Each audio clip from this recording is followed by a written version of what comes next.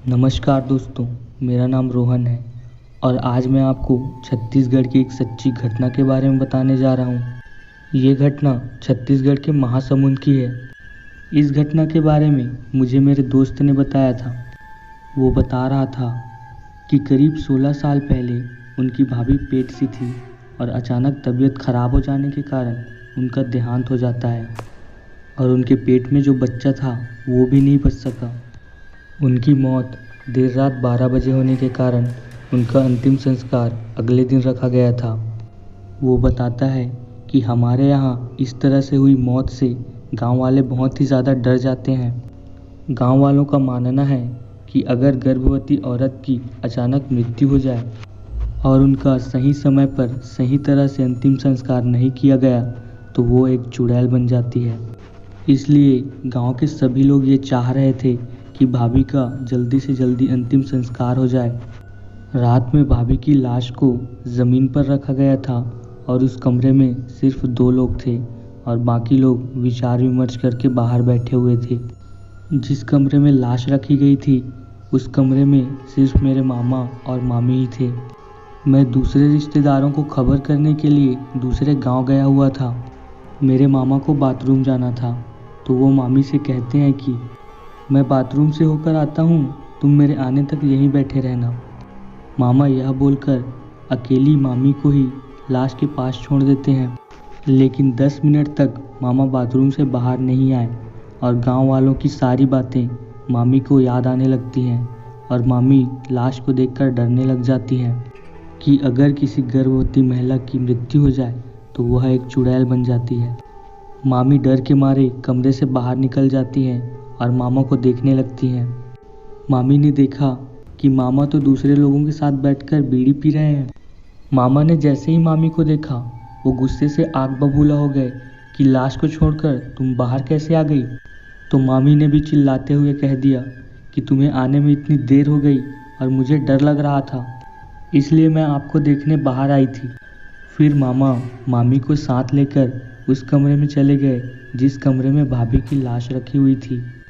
जैसे ही वो दोनों कमरे के अंदर पहुंचे उन्होंने देखा कि लाश तो ज़मीन पर है ही नहीं और वो दोनों चिल्ला चिल्ला कर बाहर बैठे लोगों को बुलाने लगे। जब बाहर बैठे लोगों ने उनकी आवाज़ें सुनी तो सारे लोग दौड़ते हुए उस कमरे के अंदर गए और उन्होंने भी यही देखा कि लाश तो ज़मीन पर है ही नहीं। सारे लोग लाश को ढूंढने लगे। तभी एक आदमी लाश को देख लेता है। वो लाश छत के ऊपर लटकी हुई थी और वो चिल्लाकर डर के मारे सबको बताता है।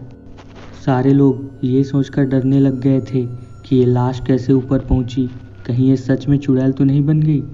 सारे लोग बहुत ही ज़्यादा डर गए और किसी की भी ये हिम्मत नहीं हो रही थी कि वो कमरे की सीलिंग से लाश को नीचे उतार सके। पहले के पुराने घर लकड़ियों और मिट्टियों से मिलकर बनती थी, तो पुराने घर की छतों को बनाने के लिए लकड़ियों का उपयोग किया जाता था।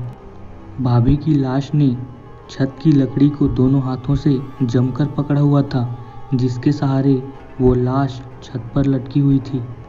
तभी उनके पति मतलब भैया वहाँ पर पहुँचे और उन्होंने टेबल की मदद से उस लाश को पकड़ा और कुछ लोगों की मदद लेते हुए उस लाश को नीचे उतारा। ये लाश किस तरह से उस कमरे की छत में लटकी हुई थी ये बात कोई भी नहीं जानता। घर के सारे लोगों ने मिलकर ये योजना बनाई कि इस लाश का अंतिम संस्कार रातों रात कर देना चाहिए। अगर ऐसा नहीं किया गया तो इस गांव में ऐसी घटना भी हो सकती है जो कि रातों रात गांव को तबाह कर देगी। फिर सारे लोगों ने मिलकर भाभी की लाश का अंतिम संस्कार रात को ही कर दिया।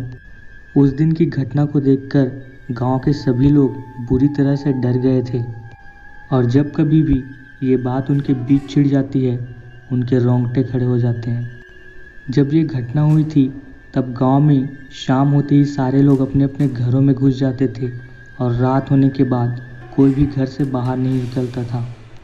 उस समय लोगों को लग रहा था कि भाभी अब चुड़ैल बन चुकी है। समय के साथ साथ सारे लोग ये बातें भूलने लग जाते हैं और धीरे धीरे करके ये सारी चीज़ें नॉर्मल हो जाती हैं। तो इसी के साथ हमारी स्टोरी ख़त्म होती है। तो क्या आपके भी दादाजी ने इसी तरह की स्टोरी आपसे शेयर करी है? तो प्लीज़ आप उसे कमेंट बॉक्स में शेयर करिएगा।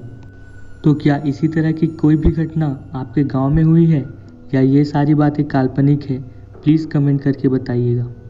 और इसी तरह की डरावनी कहानियाँ सुनने के लिए हमारे चैनल को सब्सक्राइब करिएगा। Thank you for watching haunted villa.